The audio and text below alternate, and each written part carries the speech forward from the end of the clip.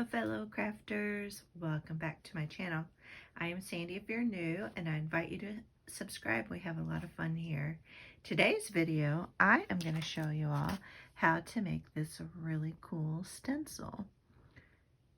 You all know that I love my Cricut die cutting machine, and I love all things junk journals and all things vintage. So I thought, what if I could use my Cricut to make some stencils? So I did a test here. This is the first one I did. This is seagulls. And let me just kind of show it to you. So you can kind of see the results. And then we'll jump over and I'm going to make another one. Sorry about that. And I'll show you that one. So I'm using salvage patina, distress ink, and then these little brushes here. I picked these up, I think at the Dollar Tree.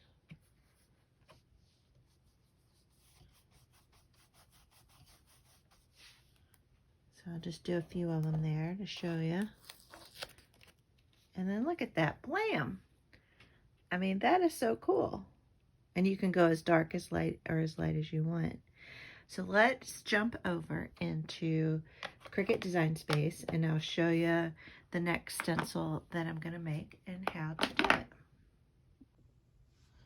Here is the next stencil that I'm going to make, and I found these just right in Cricut Access. So over here on the left-hand bar, there's the thing called Images, and this is where you can search, you know, their whole library of images.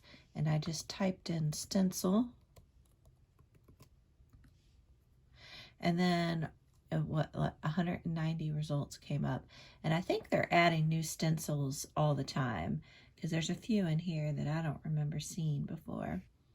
And so anyway, you know, like look at those are really cool. So anyway, you can just scroll through and find a stencil. You can also find something off the internet and upload it. I'll either, at the very end of this video, I'll show you how to do that, or I might just wait and do a separate video on kind of creating your own stencil if they don't have something in Cricut Access that you like. So I'm going to make this stencil, and I'm going to send it over to the machine, and I'll show you the steps on how to load it up into the machine. This, I don't know if you can see it very well, but this is the transparency. And the other cool thing is that if you get plastic from packaging things that you order, you can use those, and you can have to play around and test to see, you know, the thickness of them. It can, I think, cut up to like 7 millimeter, but you might have to have it cut the images a couple times to get it cut through. I forget the thickness of this one. I'll put a link down below. I got it off of Amazon. I got a pack, and I can't even remember how many were in the pack. You know, that's, you can see this is where I cut out that first one. So I'm going to put this up here, and you want to line it up on the mat. And this one is a green. This is the standard grip mat, and it holds this transparency in place pretty well. But yeah, you can try all different kinds of plastic if you want to try to make stencils out of.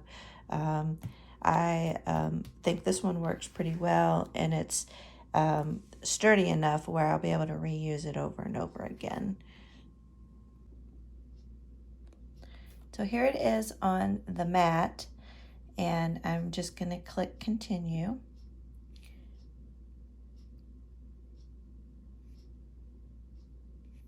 And then for the base materials, I am going to use transparency.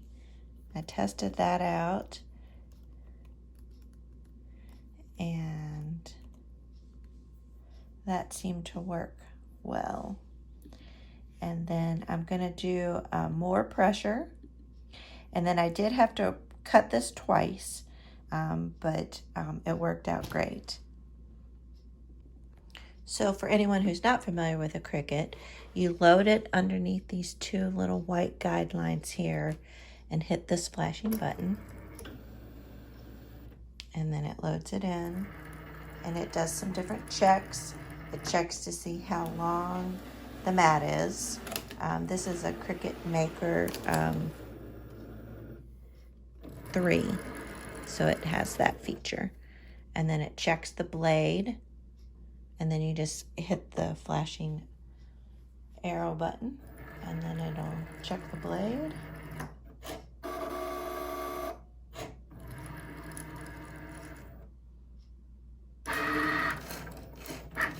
And then it starts cutting. I ran this through twice, and that was enough to have it to cut. So let me show you the reveal. I'm going to peel up the part we don't need. This is the extra transparency. So I'll be able to use, make 2 more smaller stencils out of that. So I'm getting 4 stencils out of 1 sheet. And then I'm slowly going to peel this up. And I don't know if you can see that, but the inside, the part that we don't need of the rose should just peel off nicely. You see it there? There might be a couple pieces that come up, but we can work with that. Yeah, there's one hanging right here.